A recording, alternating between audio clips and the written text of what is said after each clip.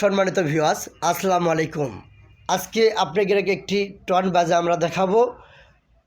Roland SPD 20 অক্টোপ্যাডের সাহায্যে আমরা keyboard ছাড়াই কিন্তু আমরা একটি টন দেখাবো আপনাদের। আশা করি ভালো লাগবে, আপনারা দেখতে থাকুন।